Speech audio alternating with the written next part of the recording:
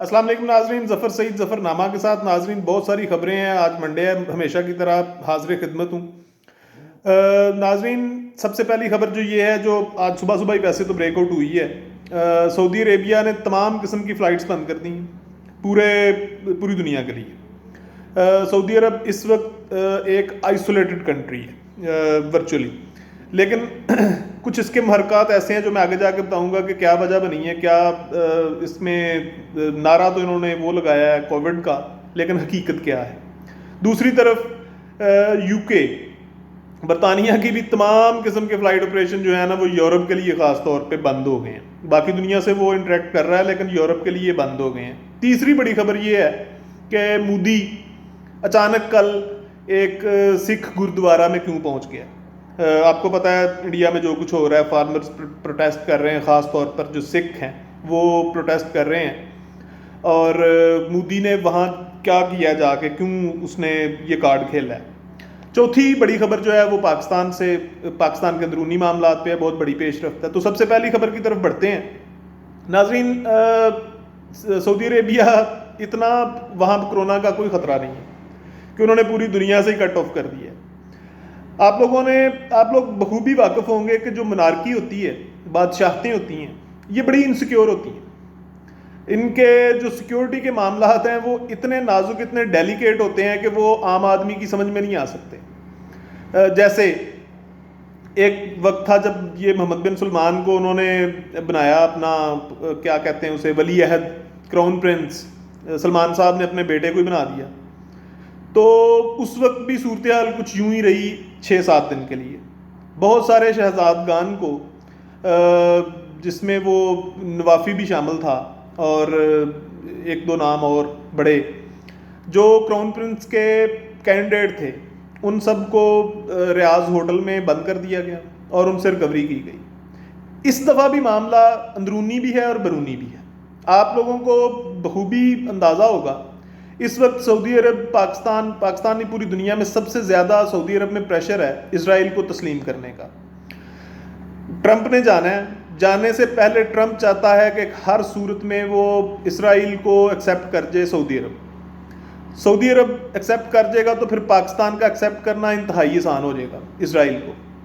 تو سعودیز جو ہیں وہ اس معاملے میں بڑے اڑے ہوئے ہیں. وہ کہتے ہیں نہیں جی نہیں، آپ پہلے پاکستان کو ایکسیپٹ کروائیں، پھر جا کے ہم ایکسیپٹ کریں گے. اچھا، اب وہ پاکستان بھی اڑا ہوا کہ نہیں پہلے آپ والی سچویشن بنی ہوئی ہے. اب پاکستان نے جان چھڑائی ہے کہہ کے کہ بھائی 2 ریاستی فارمولہ جو ہے نا وہ چلے گا تو جا کے یہ صورتحال سامنے ہوگی، ہم اسرائیل کو تسلیم کریں گے. ادروائز ہم اسرائیل کو تسلیم نہیں کریں گے. سعودی عرب کا مطالبہ اس سے بڑھ کر ہے. وہ اسرائیل کو بالکل کسی صورت یہ نہیں کہہ کے تسلیم کرنے والے کہ ٹھیک ہے آپ 2 ریاستی فارمولے پہ آ جائیں، ہم آپ کو تسلیم کریں گے. ان کے معاملات سیکیورٹی سے جڑے ہوئے ہیں. وہ چاہتے ہیں کہ بھائی پہلے آپ ایران پہ حملہ کرو، اس کو تباہ و برباد کر دو، پھر جا کے ہم دیکھیں گے کہ آپ ہمارے لیے کیا کر سکتے ہو.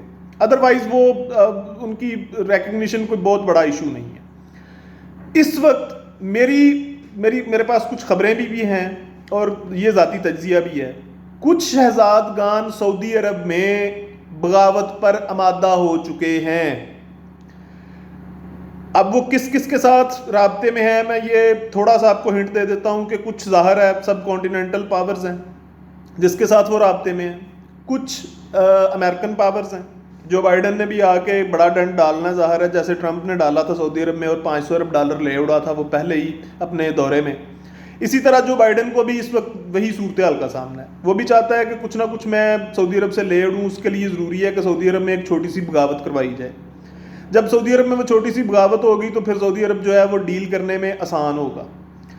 پاکستان کا بھی یو اے ای میں جو دورہ کیا ہے شاہ محمود قریشی نے، میں نہیں سمجھتا کہ وہ اتنی خاص اہمیت کا حامل ہے. اس میں کچھ اور معاملات ضرور زیر بحث آئے ہیں لیکن یہ والے نہیں. آپ نے کل خبروں میں دیکھا ہوگا جنرل آرمی چیف ملے ہیں سعودی سفیر سے جو پاکستان میں ہیں. ان کے ساتھ جو باتیں ہوئی ہیں وہ بہت ہائی پروفائل گفتگو ہوئی ہے. وہ بڑی لمبی چوڑی اس کے پیچھے گیم ہے. وہ کوئی روٹین کی میٹنگ نہیں تھی. اچھا، اب وہ بغاوت کر رہے ہیں اندرونی معاملات میں. شہزادگان جو کراؤن پرنس کے محل کے آس پاس رہتے ہیں ان کو سپورٹ دے رہا ہے یا امریکہ یا کچھ پاکستان کے اہم لوگ. یہ ایسے ڈیفیوز ہونے والا چکر نہیں ہے یہ جو اسرائیل والا ہے. اس کے لیے ضروری ہے کہ یہ کچھ نہ کچھ اندر سے کیا جائے. تو اندر سے ہلچل مچا دی گئی ہے. محمد بن سلمان بڑا انسیکیور آدمی ہے, انتہائی زیادہ, آپ کو اندازہ ہی نہیں ہے. اب وہ انتہائی اقدامات کی طرف چلا گیا. اس نے فوری طور پہ سوچا ہے کہ کیوں نہ میں تمام فضائی راستے بند کر دوں, فضائی بھی, زمینی بھی, بحری بھی, تمام ہر طرح کے راستے بند کر دیے ایک ہفتے کے لیے. اور انٹرنیٹ کنیکشن کی صورتحال یہ ہے کہ وہاں پہ کچھ جگہوں پہ بہت ہی سکویز کر دیا گیا ہے کچھ معاملات میں کنٹرول کرنے کے لیے. اب وہ میری نظر میں کم از کم یہ تجزیہ ہے, ذاتی تجزیہ ہے, اب وہ بندہ ڈھونڈ رہے ہیں یا بندے ڈھونڈ رہے ہیں یا پورا گروپ بھی ڈھونڈ رہے ہیں کہ کون کون کہاں کہاں سے لنک کر رہا ہے, کیا کیا گفتگو ہو رہی ہے. اس گفتگو کو وہ اسکرین آؤٹ کریں گے اور پھر وہ معاملے کی تہہ تک پہنچیں گے. ایک ہفتے کا انہوں نے ٹائم دیا ہے, اس کو وہ کہہ رہے ہیں جی ایکسٹینڈ بھی کر سکتے ہیں. پاکستان سے تو چلے انہیں بہرطور خطرہ ہونا ہی چاہیے, ہے بھی. یہ باقی دنیا کے لیے انہوں نے کیوں رستے بند کر دیے ہیں؟ تو ناظرین, یہ جو انٹل سروسز ہیں یہ ان کا کوئی ملک نہیں ہوتا, ان کا کوئی ٹھکانہ نہیں ہوتا. یہ یہاں سے وہاں, وہاں سے وہاں, پتہ نہیں کہاں کہاں سے کیا کیا کچھ کر سکتے ہیں. اس وقت صورتحال یہ ہے, جو سب سے اہم پیش رفت ہے وہ یہ ہے کہ جاسوسی کی دنیا میں چائنا امریکہ کو مات دے چکا ہے.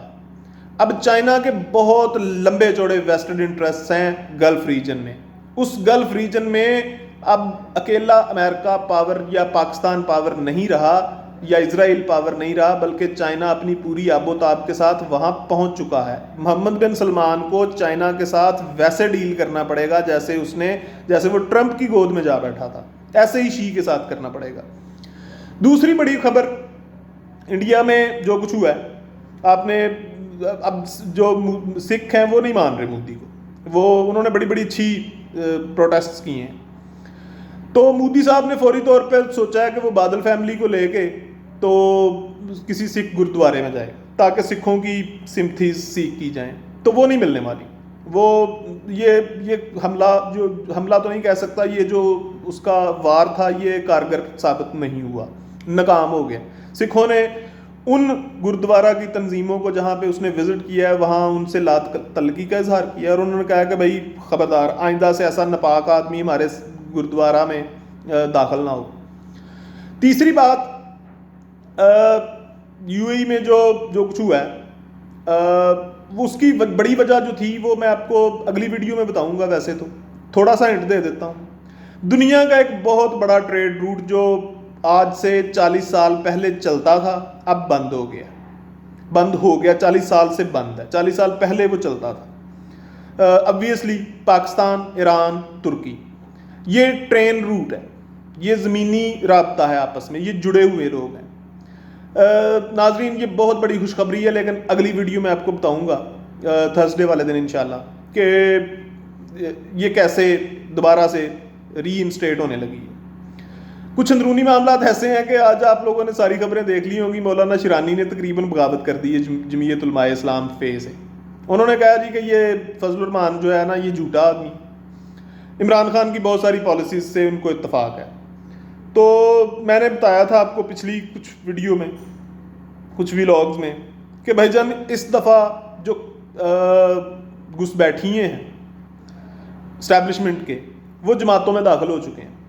یہ وہ کام نہیں ہونا آپ کہ پکڑ دکڑ شروع کر دو, جیلوں میں ڈال دو, ان کو ہیرو بنا دو, لیڈر بنا دو. یہ فضول قسم کے لوگ جو پچھلے 70 سال سے حکومتیں کرتے آئے ہیں پاکستان میں, جو منارکیز ہیں, ڈائناسٹیز ہیں, ان کو پھر سے لیڈر بنا دو. تو ایسا کچھ نہیں ہونے والا. جیسا ڈنٹ نون لیگ میں ڈالا گیا بذریعہ Rana Sanaullah and Khawaja brothers تو نہیں کہنا چاہیے, خواجگان of Noon league and Rana Sanaullah of Faisalabad, جیسا ڈنٹ ان کے تھرو ڈالا گیا ہے نا نون لیگ میں, بالکل ہی ویسا ڈنٹ اب جمعیت علماء اسلام فے میں ڈالا جا رہا ہے. اور تیسری بڑی ڈیولپمنٹ, بھائی مراد علی شاہ صاحب تقریباً ریزگنیشن جمع کروا کے امریکہ جا چکے ہیں. سندھ کے وزیر اعلیٰ, خبر دے رہا ہوں آپ کو, ان کی واپسی کے چانسز بہت ہی کم ہیں. میرا نہیں خیال وہ واپس آئیں گے. ناصر علی شاہ وزیر اعلیٰ ہوگا اگلا.